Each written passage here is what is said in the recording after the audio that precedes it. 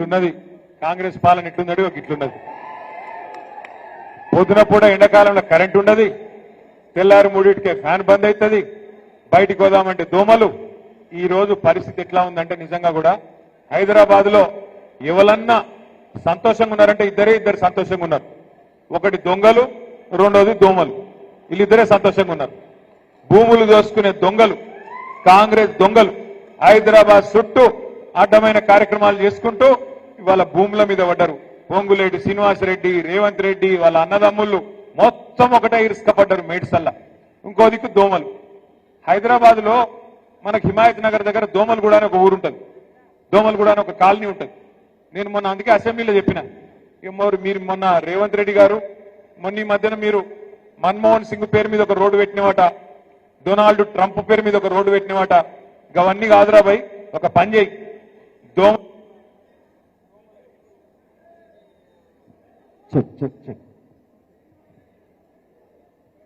గవన్నీ కాదు, ఒక పని చెయ్యు, దోమల గుడ లెక్కనే దోమల హిల్స్, దోమల బాదు, దోమల గుట్ట, దోమల గుడ ఇట్లనే పేర్లు పెట్టి తప్ప నీ కనీసం దోమల మంది కూడా కొట్టే తెలివి లేనోడివి నువ్వేం చేస్తున్నావు ముఖ్యమంత్రి అని చెప్పి మొన్న శాసనసభలో కూడా అడిగిన.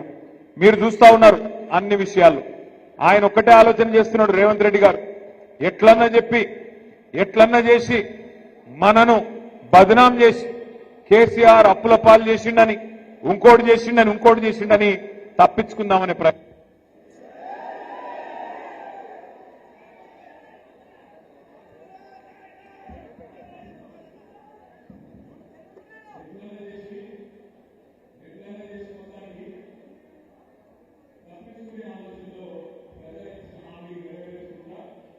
ఆలోచనలు ఉన్నారు, కానీ వదిలిపెట్టే సమస్య లేదు.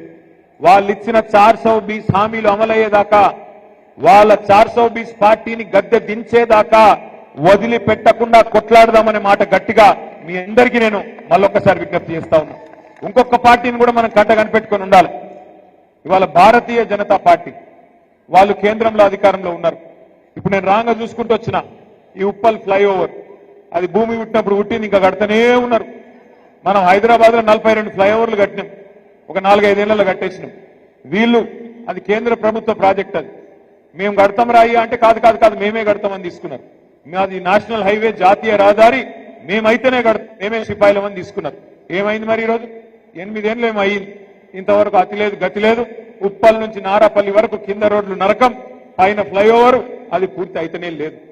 ఈ రకంగా భారతీయ జనతా పార్టీ కూడా ప్రజల సమస్యలు కానీ తెలంగాణ కోసం కానీ చేసిందేమీ లేదు. ఇంకా మీదికెళ్ళి ఒక కొత్త కుట్ర కూడా తెరలేపుతున్నట్టుగా కనబడతా ఉన్నది. కొత్తగా మరొక కుట్ర కూడా చేస్తున్నది భారతీయ జనతా పార్టీ.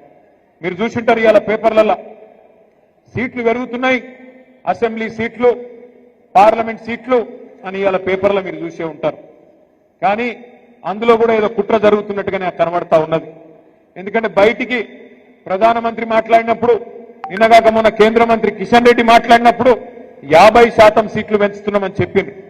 అంటే 110 ఉంటే 179 అవుతుంది, 60 సీట్లు పెరుగుతాయని చెప్పింది. 17 సీట్లున్నాయి పార్లమెంట్ లో, 26 అవుతాయని చెప్పిండ్రు. కానీ బిల్లు పెట్టిండ్రు, రేపటి నుంచి పార్లమెంట్ పెట్టిండ్రు. బిల్లులో మాత్రం 50% ముచ్చట లేనే లేదు. అంటే చెప్పేదొకటి చేసేదొకటి.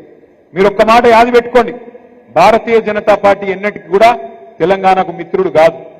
ఆనాడు 2014లో ఆంధ్రప్రదేశ్ పునర్విభజన చట్టంలోనే సీట్లు పెంచుదామనే ఆలోచన ఆ చట్టంలోనే ఉన్నది.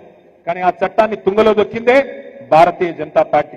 మళ్ళీ ఈ రోజు సీట్ల పెంపు పేరు మీద మళ్ళీ కొత్త డ్రామా చేస్తూ మహిళా రిజర్వేషన్ అని చెప్పి తీసుకొస్తా ఉన్నారు. మహిళా రిజర్వేషన్ కు మేము అనుకూలమే.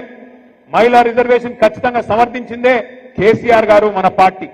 శాసనసభలో, శాసన మండలిలో తీర్మానం చేసి కేసీఆర్ గారి నాయకత్వంలో మహిళలకు ఖచ్చితంగా చట్టసభల్లో 33% ఇయ్యాల్సిందే. మేము ఇక్కడ మార్కెట్ కమిటీలో ఇచ్చినాం, స్థానిక సంస్థల్లో 50% ఇచ్చినాం, మీరెందుకు ఇయ్యరు అని చెప్పి శాసనసభలో, శాసన మండలిలో తీర్మానం చేసి పంపిందే కేసీఆర్ ప్రభుత్వం, బీఆర్ఎస్ పార్టీ. దాని విషయంలో ఇబ్బంది లేదు. కానీ డీలిమిటేషన్ పేరు మీద దక్షిణాది రాష్ట్రాలకు, తెలంగాణకు, ఆంధ్రకు, తమిళనాడుకు, కర్ణాటకకు, కేరళకు, పాండిచ్చేరికి అన్యాయం చేస్తామంటే మాత్రం ఎట్టి పరిస్థితుల్లో ఊరుకోము. ఎట్టి పరిస్థితుల్లో బీజేపీకి సమర్థన ఇచ్చే ప్రసక్తే లేదు. ఒక్క మాట మాత్రం పక్కా, ఇవాళ 24% వాటా 24% వాటా దక్షిణాది రాష్ట్రాలకు పార్లమెంట్ లో ఉన్నది. దాన్ని యథాతథంగా మెయింటైన్ చేయాల్సిందే. లేకపోతే మాత్రం ఎట్టి పరిస్థితుల్లో తిరుగుబాటుకు పెద్ద ఉద్యమానికి కూడా బీఆర్ఎస్ఏ నాయకత్వం వహిస్తుంది. అవసరమైతే కేసీఆర్ గారే ముందుండి నడిపిస్తారనే మాట కూడా నేను భారతీయ జనతా పార్టీకి కేంద్ర ప్రభుత్వాన్ని కూడా చెప్తా ఉన్నా. ఇంకొక మాట కూడా గుర్తుపెట్టుకోవాలి మనందరం కూడా, ఇవాళ సందిట్లో సడేమియా లెక్క కాంగ్రెస్ బలహీనమైంది కాబట్టి మాకేమన్నా ఛాన్స్ దొరుకుతుందేమో అని చెప్పి మీ మేడ్చల్ల కూడా మొన్న బీజేపీ వాళ్ళు ప్రయత్నం చేసింది. కానీ మల్లారెడ్డి గారి నాయకత్వంలో 3 మున్సిపాలిటీలుంటే బ్రహ్మాండమైన విజయం సాధించినందుకు గట్టిగా చప్పట్లతో మేడ్చల్ కార్యకర్తలకు మల్లారెడ్డి గారికి ప్రత్యేకంగా అభినందనలు కూడా నేను తెలియజేస్తా ఉన్నా. రేపు ఇక్కడ కార్పొరేషన్ ఎలక్షన్లలో కూడా 16 చేసుకున్నా, 20 చేసుకున్నా, 25 చేసుకున్నా, ఎన్ని చేసుకున్నా గెలిచేది ఖచ్చితంగా గులాబీ జెండానే. ఖచ్చితంగా గెలిచేది మళ్ళీ కార్పొరేషన్ మీద ఎగిరేది గులాబీ జెండానే. ఎందుకంటే హైదరాబాద్ ప్రజలు విసిగిపోయి ఉన్నారు. మా నగరానికి ఏమైంది, అన్యాయం అయిపోయింది కాంగ్రెస్ వచ్చినాక అనే బాధలో ఈ కరెంటు కోతలేంది, ఈ దోమలేంది, రియల్ ఎస్టేట్ డామ్మనుడేంది, మళ్ళా మంచినీళ్ళ గోసేంది, బాధలో ఉన్నారు ఇవాళ హైదరాబాద్ ప్రజలు. అందుకే దయచేసి నేను ఇక్కడికి వచ్చిన మా నాయకులు, మా సోదరులందరినీ, సోదరిమణులందరినీ కోరుతా ఉన్నా, ఎలక్షన్లు సెప్టెంబర్లోనో అక్టోబర్లో పెడతారట. ఈ లోపల పెడతారు కావచ్చు, ఆగస్టు సెప్టెంబర్లో. సరే, ఇప్పటి నుంచే పనిలో ఉండుంది, ఇప్పటి నుంచే కలువుని జనాలను గుర్తు చేయండి. మనం 1,00,000 డబుల్ బెడ్రూమ్ ఇల్లు కట్టినాం హైదరాబాద్ లో. వీళ్ళు వచ్చినాక 2.5 ఏళ్లలో ఒక్కటంటే ఒక ఇల్లు కట్టలే, ఒక ఇల్లు మంజూరు చేయలే. ఒక్క ఇల్లు కట్టకపోగా వేలాది ఇల్లు కూలగొట్టింది. ఈ రోజు కూడా కూలగొడుతూనే ఉన్నారు. గరీబోళ్ల వ్యతిరేక ప్రభుత్వం ఇది, బుల్డోజర్ ప్రభుత్వం ఇది. ఇట్లాంటి ప్రభుత్వాన్ని కొనసాగనిస్తే, వాళ్ళ కార్పొరేషన్లు ఓటేస్తే నీ ఇల్లే కూలగొడతాడని చెప్పాలి. నేను జూబ్లీ హిల్స్ ఎలక్షన్ లో కూడా చెప్పిన, వెంగళరావు నగర్ అని ఒక డివిజన్ ఉంటుంది, ఆడ పోయి చెప్పిన నేను, మీరు కాంగ్రెస్ కోటేస్తే మీ దగ్గరికి బుల్డోజర్లు వస్తాయని చెప్పి. ఒక 10 రోజుల కిందట వెంగళరావు నగర్ బస్తీ వాళ్ళు వచ్చారు నా దగ్గరికి, సార్ మా మీదికి బుల్డోజర్ వస్తాను సార్, మమ్మల్ని కాపాడు సార్ అని. నేను వాళ్ళకి ఒకటే చెప్పిన, కత్తి వానికి ఇస్తేవి, యుద్ధం నన్ను చేయమని పడుతుంది, ఎట్లయితుంది అని అడిగిన. ఓట్లు వానికేస్తేవి జూబ్లీ హిల్స్ ఎలక్షన్ లో, ఇప్పుడు యుద్ధం నన్ను చేయమంటున్నావు, ఆడికెళ్ళి చేయాలి. రేపు మీరు కూడా అదే అడగాలి.